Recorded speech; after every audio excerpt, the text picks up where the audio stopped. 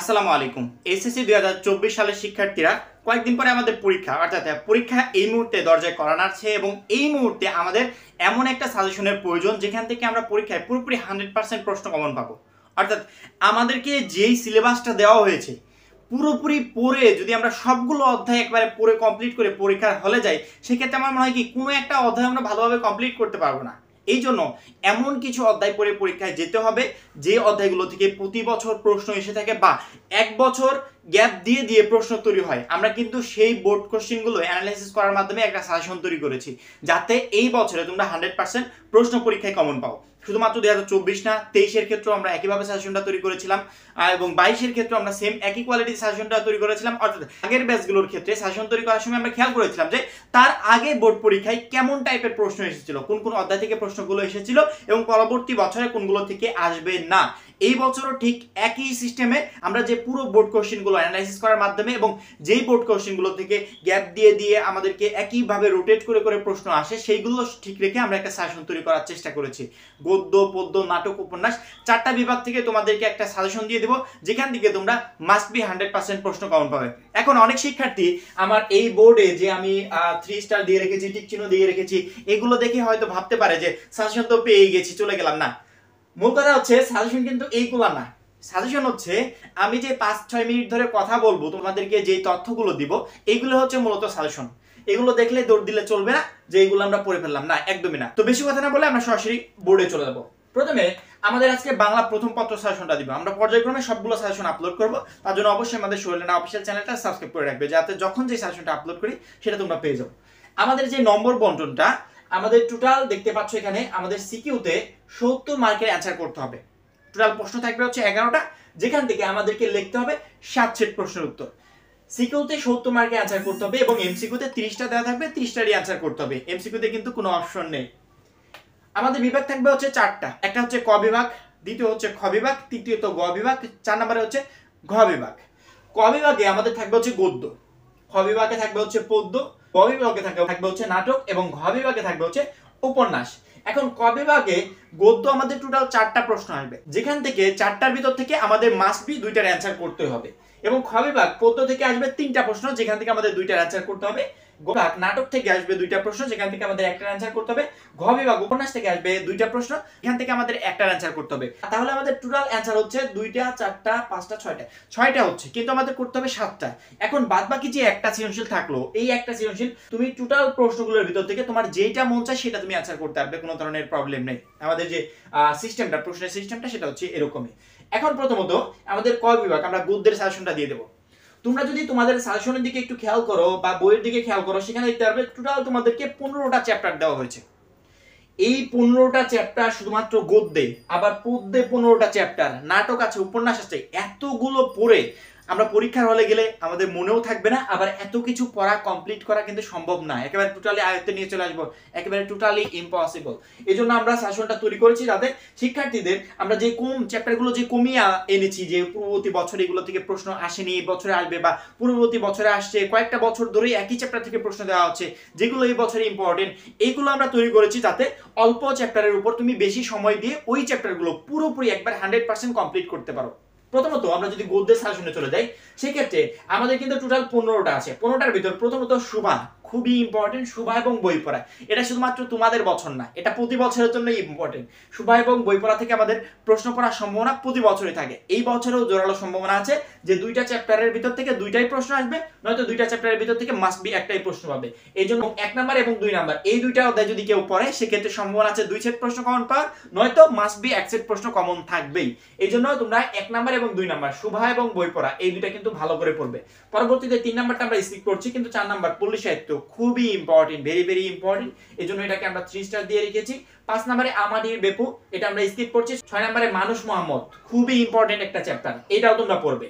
7 নম্বর নিমগাছটা skip করছি, নিমগাছটা যদি একটু ইম্পর্টেন্ট, তারপর আমরা এটাকে স্কিপ করছি। 8 নম্বরে উপেক্ষিত শক্তির উদ্বোধন, এটা পড়বে। 9 নম্বরে শিক্ষা মনুষ্যত্ব পড়বে।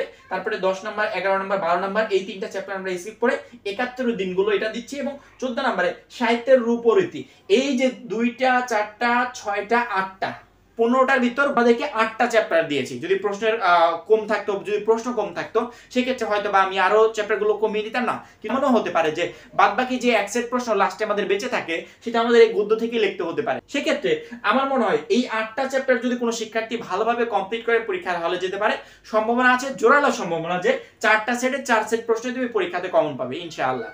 এখন আমাদের গদ্যের সাজেশনটা চলে গেল। গদ্যে আমি যে চ্যাপ্টারগুলো দিয়েছি, এখানে দুইটা, এখানে দুইটা, এখানে দুইটা, এখানে দুইটা, টোটাল হচ্ছে আমাদের 8টা চ্যাপ্টার। আমাদের গদ্যের সাজেশনটা চলে গেল। এবার আমরা আসি পদ্যে। পদ্যে এখানে দেখতে পাচ্ছ খ নাম্বারে আমাদের খ বিভাগে যে প্রশ্নটা আসবে সেটা হচ্ছে কবিতা। কবিতার ভিতর থেকে আমাদের যে প্রশ্নগুলো করা হবে, টোটাল তোমাদের প্রশ্ন থাকবে হচ্ছে কবিতার ভিতর থেকে 3 সেট, যেখান থেকে মাস্ট বি তোমাদেরকে 2 সেটের অ্যানসার করতে হবে। এখন কবিতার ভিতর থেকে আমাদের টোটাল আছে 15টা। এই 15টা কমপ্লিট করে পরীক্ষার হলে যাওয়া কখনো সম্ভব না, এবং কেউ যদি পড়েও যায় সেক্ষেত্রে পুরোপুরি সবগুলো চ্যাপ্টার মাথায় রাখা কিন্তু ওইভাবে সম্ভব না। এই জন্য আমরা ইম্পর্টেন্ট যেগুলো সেগুলো সাজেশনের মাধ্যমে তুলে ধরেছি। যেহেতু আমাদের টোটাল 15টা চ্যাপ্টার আছে এবং আমাদের প্রশ্ন আসবে হচ্ছে 3টা, যেখান থেকে বাধ্যতামূলক 2টা লিখতে হবে, সেক্ষেত্রে আমরা গদ্য থেকে পদ্যে একটু সাজেশনটা আরেকটু কমিয়ে আনছি, চ্যাপ্টারগুলো আরেকটু কমিয়ে এনেছি যাতে শিক্ষার্থীরা ভালোভাবে কমপ্লিট করতে পারে। প্রথমত তুমি যদি দেখো ওই যে গদ্যের মতো 1 নাম্বার এবং 2 নাম্বার বঙ্গমানি কটাক্ষ নথ, দুইটাই কিন্তু ইম্পর্টেন্ট চ্যাপ্টার। এই দুইটা মাস্ট বি সবাই ভালোভাবে পড়ে যাওয়ার চেষ্টা করবে। তারপরে দেখতে পাচ্ছ জীবন সংকেত, ঝর্ণার গান, জুতা আবিষ্কার, এই 3টা চ্যাপ্টার আমরা স্কিপ করছি, এগুলো এমন একটা ইম্পর্টেন্ট না। এবং 6 নম্বরে যেটা মানুষ, খুবই ইম্পর্টেন্ট একটা চ্যাপ্টার, শুধুমাত্র এই বছরের না প্রতি বছরের জন্য এটা ইম্পর্টেন্ট একটা চ্যাপ্টার। তারপরে আশাটা আমরা স্কিপ করছি, আমি কোনো আগন্তুক নই, এটা যদিও ইম্পর্টেন্ট তারপরে আমরা স্কিপ করছি, যে এই বছরের প্রশ্ন আসার সম্ভাবনা এখান থেকে নেই বললেই চলে। 9 নম্বরে তোমাকে পাওয়ার জন্য হে স্বাধীনতা, 9 নম্বরটা পড়বে। 10 নম্বরে স্কিপ করছি। 11 নম্বরটা পড়বে পল্লী জননী, 12 নম্বরে পড়বে রানার, এবং 14 নম্বরে স্বাধীনতা শব্দটি কিভাবে আমাদের হলো। এই যে চ্যাপ্টারগুলো তোমরা দেখতে পাচ্ছ আমাদের পদ্যে, যে আমরা 14 নম্বর স্বাধীনতা শব্দটি কিভাবে আমাদের হলো, 12 নম্বর রানার, 11 নম্বর পল্লী জননী, 9 নম্বরে তোমাকে পাওয়ার জন্য হে স্বাধীনতা, 6 নম্বরে মানুষ, 2 নম্বরে কপোতাক্ষ নদ, 1 নম্বরে বঙ্গবাণী। এই টোটাল এখানে দেখতে পাচ্ছি 3টা 4টা 5টা 6টা 7টা, আমরা কিন্তু গদ্যে দিয়েছি 8টা এবং পদ্যে দিলাম হচ্ছে তোমাদের 7টা। যেহেতু পদ্যের প্রশ্ন কম আসবে সেজন্য আমরা চ্যাপ্টারও একটা কমিয়ে এনেছি। এই টোটাল 7টা চ্যাপ্টার পড়লে আমার মনে হয় ইনশাআল্লাহ এখান থেকে তোমরা 3 সেটে 3 সেট প্রশ্নই কমন পাবে। এবং এখানে যে দেখতে পাচ্ছি আমরা 1টা 2টা 3টা 4টা 5টা 6টা 7টা 8টা, এই টোটাল 8টা চ্যাপ্টার পড়লে এখান থেকে ইনশাআল্লাহ সম্ভাবনা আছে 4 সেটে 4 সেটই প্রশ্ন তোমরা কমন পাবে। এখন আমাদের টোটাল এখান থেকে 4 সেট এবং এখান থেকে 3 সেট, এই 7 সেটের ভিতর থেকে আমাদের লিখতে হবে হচ্ছে 4 সেট। এখন যেহেতু 4 সেট লিখতে হবে, মাস্ট বি বাধ্যতামূলক 4 সেট লিখতে হবে, যেহেতু 4 সেট লিখতে হবে, আমার মনে হয় এই চ্যাপ্টারগুলো আর এই চ্যাপ্টারগুলো পড়লে একটা প্রশ্নও তোমার মিস হবে না, প্রত্যেকটা প্রশ্ন তোমার পরীক্ষায় ইনশাআল্লাহ কমন আসবে। আমরা তো গদ্য এবং পদ্যের সাজেশনটা দিয়ে দিলাম। এবার আমাদের গ বিভাগে আছে হচ্ছে নাটক এবং ঘ বিভাগে আছে হচ্ছে উপন্যাস। এখন এই দুইটা সাজেশনটা আমরা দিব।